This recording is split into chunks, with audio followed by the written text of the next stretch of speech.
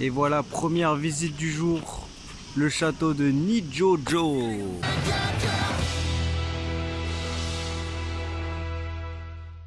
Bon, au final, aujourd'hui, en fait, la chambre de mon hôtel était tellement confortable, le lit était tellement confortable que du coup, je me suis endormi longtemps et je suis sorti qu'à 14 heures.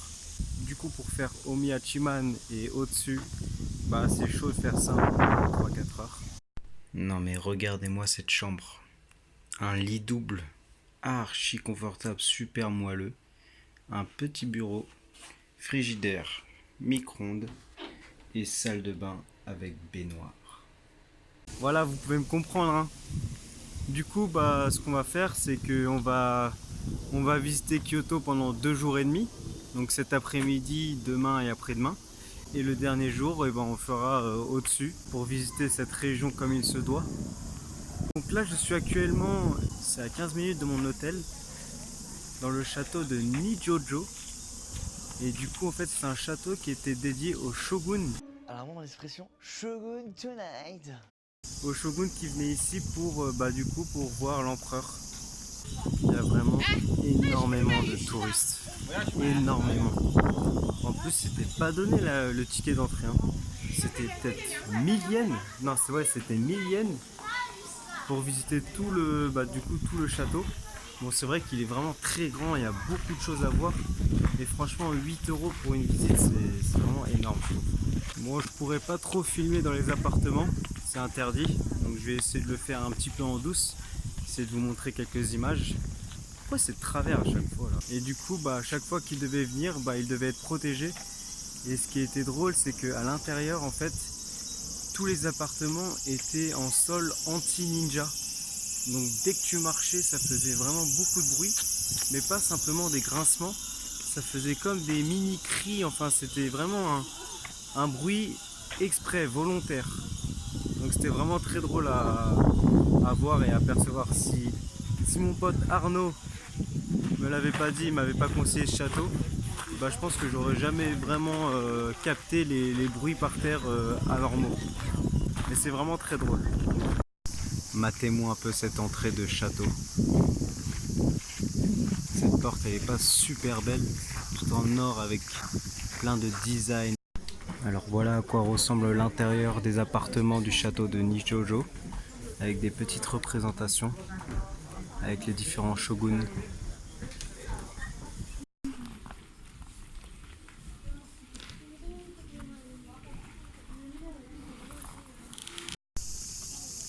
Et voilà, le petit jardin dédié au shogun, avec un héron qui fait un peu le beau gosse là d'en bas. Devant tous les touristes, il sait qu'on le prend en photo. Ouais. C'est super beau. Ce qui est bien avec Kyoto, c'est qu'il y a vraiment beaucoup de choses à voir. Beaucoup de temples, beaucoup de parcs, d'attractions, beaucoup de monuments. C'est vraiment énorme. Enfin, c'est pas énorme comme ville, mais il y a vraiment beaucoup de choses à voir. Comme si vous mettez les attractions à voir sur Maps, la liste, c'est ça. Bon, aujourd'hui ça tape comme d'habitude, mais bon, il y a beaucoup de vent aussi, donc c'est un avantage pour moi parce que ça me fait du bien. Mais pour filmer, putain, ça me saoule. Toutes les 2 secondes, je dois arrêter de filmer parce que j'ai peur qu'on n'entende rien à cause du vent. Le dilemme. Ça fait bizarre de filmer comme ça maintenant autour de plein de touristes.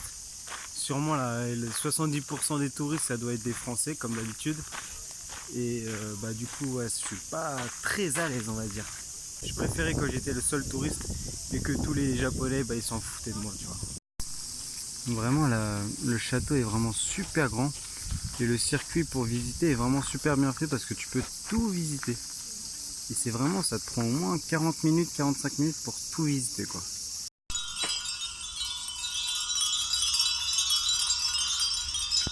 Franchement, le château de Nijojo, super intéressant. Franchement, je conseille de fou. Même si c'est 1000 yens, ça vaut la peine d'aller le voir parce que c'est vraiment super beau à l'intérieur comme à l'extérieur dans les parcs. Alors, le truc le plus chiant au Japon, je crois que c'est les feux rouges. Ils durent au moins Du coup les feux verts pour voiture durent au moins 5 minutes. Tu dois attendre à chaque fois, tu perds énormément de temps. Et me voilà dans un lieu que je voulais particulièrement visiter. Le musée international du manga de Kyoto. À voir si c'est bien ou pas. Par contre, tu comprends pas, tous les mangas, et ils les vendent ici 15 €. 15 €. Alors que dans un book-off, avec, bon c'est de l'occasion mais avec de la bonne qualité, tu les trouves pour 100 yens, donc 80 centimes. Bon, c'est 800 yens l'entrée, donc 6 €. Donc dès que tu rentres, logiquement tu as plein de mangas. Et tu as même un petit coin pour te faire dessiner en manga, en portrait manga. Par contre c'est quand même 12 €. Ils mettent des mangas à disposition avec toutes les différentes langues traduites. Là il y a une petite démonstration comment les dessins sont finis sur ordinateur en version numérique. Bon, il y a une très grande librairie pour lire des livres. Mais bon, payer 800 yens pour rester toute la journée à lire comme ça des mangas, le mieux c'est d'aller dans un book-off. Alors tout le premier étage était dédié à la partie shonen, donc à la partie pour tout ce qui est manga pour enfants. Le deuxième étage, là où je suis, elle est dédiée à la partie shoujo, donc tous les mangas destinés en particulier pour les filles normalement, parce que c'est la plupart du temps ça regroupe des histoires d'amour. Et le troisième étage que je vais faire après, c'est les seinen, donc les histoires de mangas un peu plus sérieuses, quoi. Le classement de l'année 2015 à 2016. Vous pouvez voir que Naruto est 3e, le 2e Attaque des Titans et le premier One Piece avec le volume 80. Des parodies de shonen de façon tournée vers le gay ou les femmes, d'après ce que je vois. Le mangaka fait le manga, après c'est numérisé, c'est envoyé à l'usine, puis après dans les boutiques. Et on peut voir après le salaire d'un mangaka. Donc au début il a beaucoup de fric, mais après les magasins prennent leur part, les livreurs, les imprimeurs, les maisons d'édition, les agents et les assistants de mangaka. Et du coup sur un salaire de 6500 €, et le mangaka au final il gagne que 1000 € de bénéfices. Et ouais, ça gagne que dalle un mangaka. Wow. Les premiers mangas de 1945. Ouais. Moi je comprends pas pourquoi mes parents du coup ils me disent que c'est de la merde les animés et les mangas, alors qu'ils avaient grave le temps et c'était grave leur époque pour lire tout ça. Dommage que c'était pas encore assez développé en France et en Tunisie. Peu importe où tu vas, dans n'importe quel couloir, il y a des murs de mangas partout. C'est impressionnant. Eric, t'as encore de la route à faire pour ta collection de mangas. Archi beau. Si t'es un fan de vieux mangas et que t'as envie d'en lire, tu peux rester toute la journée à lire que des mangas. Surtout ceux qui sont très rares et que tu peux pas trouver en boutique. Bon, je suis enfin sorti du musée. Franchement, j'aurais pu faire 10 fois le tour dedans, c'était super intéressant. C'était vraiment super cool parce que l'ambiance des mangas partout, franchement, c'était super. Bon, après, franchement, s'appeler musée, c'est un peu dans l'exagération. C'est plus une bibliothèque géante que de mangas parce qu'il y avait vraiment que ça. Au niveau de l'histoire des mangas, il y avait à peine la grande salle et quelques petits peut-être une ou deux salles en plus qui nous montraient quelques dessins. Mais sinon, voilà. Franchement, pour 800 yens, c'était super. Donc, je recommande. Si vous venez à Kyoto et que vous aimez les animés et les mangas, passez par le musée international des mangas de Kyoto. Je suis maintenant dans la Shotengai, donc dans l'allée commerçante qui est super grande, la Nishiki Market. Donc elle se trouve dans le nord-est de Kyoto, près du fleuve Kamogawa. Et du coup, ce qui est bien avec cette allée, c'est qu'il y a vraiment beaucoup de boutiques et que l'allée est vraiment super grande. Elle fait au moins, je dirais, 600-700 mètres avec plein de boutiques. Donc c'est vraiment cool ici. Et bien sûr, il n'y a pas qu'une allée, bien entendu. Il y en a plusieurs. C'est ça ce qui est bien dans les Shotengai, dans les galeries marchandes du Japon. C'est qu'il n'y a jamais qu'une grande allée. Il y en a toujours plein à côté. Matez-moi tout ça. Regardez comment elle est longue. Et juste à côté en parallèle, il y a exactement la même allée. C'est incroyable. Une boutique d'animé et ils proposent des champagnes et surtout des sakés d'animation comme celle-là là. Regardez-moi cette bouteille de saké Devilman à 1600 yens, donc à peu près 12-13 euros. Il y a même une de Ken. Celle-là elle est à 1600 aussi. Il y a vraiment, tu peux rester vraiment au moins 2 à 3 heures juste à te balader dans ces galeries là. Tellement qu'il y a des choses à voir, tellement qu'il y a de magasins et tellement qu'il y a d'allées. Regardez-moi un peu ce mini sanctuaire. Il est tout petit, mais avec les lumières, ça rend les choses plus mystérieuses et vraiment super. C'est super beau. Et vous verrez que si vous venez à Kyoto, et en fait cette ville comporte au moins des centaines et des centaines de sanctuaires et de temples. Regardez, il est petit ou grand, et c'est sur une grande allée en plus. Aucun rapport. Regardez la taille du truc, c'est tout petit. Pourtant elle comporte des statues, enfin une décoration vraiment, vraiment super. Et juste en face du sanctuaire, il y a un temple, là dans la petite porte juste en face. Regardez-moi ça. Je viens de rentrer dans le temple. Pas un bruit, personne. Et c'est super beau. Incroyable. Et juste là, il y a la grande allée. Et juste là, il y a la rue. Et en plus, le temple, tu es obligé de rentrer dans une boutique de marron chaud pour rentrer dans le temple. Et maintenant, c'est parti pour faire le chemin du retour. Mais à l'allée qui était parallèle à celle que j'ai prise il y a 5 minutes. Je suis rentré dans une boutique de donuts et en fait ils proposent pas mal de donuts, mais il y a juste ça. Le truc qui m'a tué, c'est la boutique en elle-même. Regardez-moi un peu ce design. Elle est super grande. Là-bas c'est juste les donuts qu'ils proposent et tout le reste c'est géant, juste pour se poser et pour manger. C'est incroyable.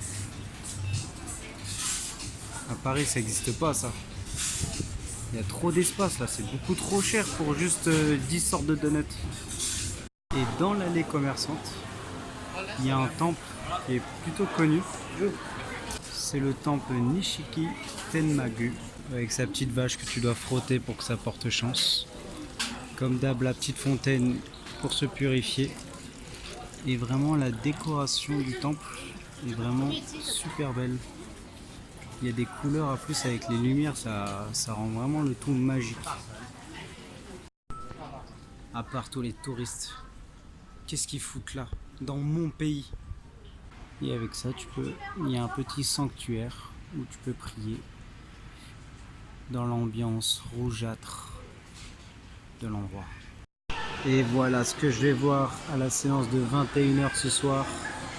One Piece. J'ai acheté la place 1400 yens, donc c'est à peu près 11 euros. Bon, c'est à peu près comme en France pour le tarif adulte plus de 26. Donc, par rapport à Tokyo, c'est moins cher. Ici à Kyoto, c'est 1400 yens. À Tokyo, c'est entre 1800 et 1900 yens, donc à peu près 16 euros la place de ciné. Et le soir à Kyoto, ce qui est populaire, c'est de se caler à côté de la Kamogawa, donc du coup à côté de la rivière là qui longe Kyoto à l'est, et du coup de boire une bonne bière. Ça me rappelle le Ketsen. À ce qui paraît maintenant les Ketsen, c'est fermé, on n'a plus le droit de boire de l'alcool dedans. C'est dommage. Et voilà, dernière petite visite de la journée parce qu'il fait tard et il y a mon film qui va bientôt commencer.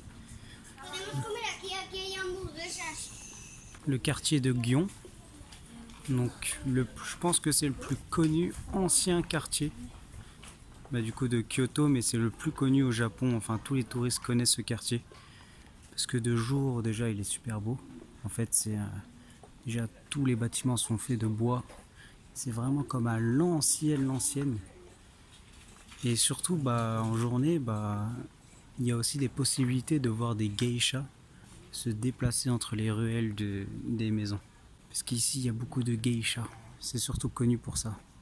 Les femmes qui sont habillées de façon très traditionnelle et maquillées pratiquement tout en blanc sur le visage, de façon à ce qu'elles soient super pures.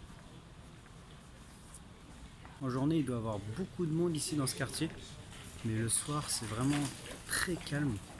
Les gens, ils savent qu'il n'y a pas trop de restaurants, il n'y a pas trop de boutiques, donc le soir, c'est peut-être moins réputé. Donc c'est encore plus mystique le soir, parce qu'il y a beaucoup de lumière, on sent l'odeur du bois des maisons, et c'est très Shizuka. Regardez cette baraque, elle est animée, elle est décorée de façon à l'ancienne, et c'est quel resto? C'est un Hard Rock Café, en plein milieu du quartier de Gion. Il a bien choisi son emplacement lui. Regardez dans quelle atmosphère il est. Regardez ça. C'est super.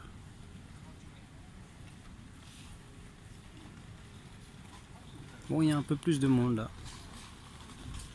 Ils sont relous les gens. Un petit sanctuaire dans le noir. Mais ça va. Il nous illumine le chemin. Et voilà, dernière chose à voir de la journée. Le grand théâtre de Kyoto, le Minami-za. C'est un théâtre super connu pour jouer des anciennes pièces japonaises à base de kabuki, tout ça. Les gens qui sont déguisés et qui sont peints, comme on peut le voir en face là, ici.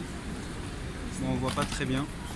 Mais en tout cas, ce théâtre est très connu. Et les plays, du coup, la place de théâtre, c'est entre 80 € et 250 €. Donc, vous pouvez oublier le fait que je rentre dedans. MDR, le resto, il propose des vieux plats tout pourris, genre vraiment nuls. Et pourtant, ils ont des mecs qui jouent de la musique classique dans le resto. C'est chaud, hein? Petite balade sur le quai de la rivière. Oh, au fond, il y a un feu d'artifice. Oh putain, je vais rater ça. Regardez, il y a plein de terrasses de restaurants. C'est vraiment super classe. Dommage que je suis tout seul parce que sinon, on se serait tous posés ici jusqu'à au moins 3 h du matin, quoi. Putain, au fond, il y a un feu d'artifice là-bas. Waouh, merde, je rate ça.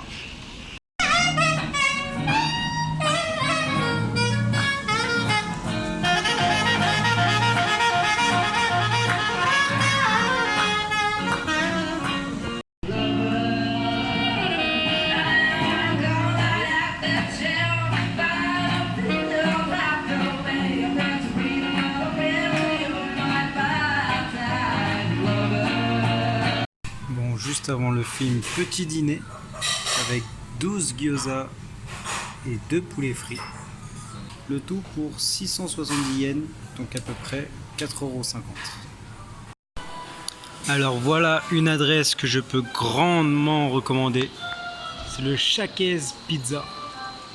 En fait, c'est une pizzeria. Mais bon, après la qualité, c'est pas non plus un truc de malade, mais bon, c'est pas mal. Mais pour à volonté, en fait, pour 8 €, ici à Kyoto c'est 8 €, mais à Tokyo c'est peut-être 13-14 €, t'as à volonté de pizza. À volonté. Bon, c'est en face de ce cinéma que la journée se termine. Je vous dis sayonara, mata atode, mata ashita, jane et oyasumi nasai. À la prochaine fois sur une nouvelle vidéo sur Kyoto. 万博にぜひ参加されたし、フェスティバル海賊団船長プエナフェスタ。見えたぞー。 Est-ce que vous pouvez m'expliquer pourquoi à chaque fois que je prends une douche, il y a toute la salle de bain qui est inondée? La seule chambre, il y a une fuite. Putain!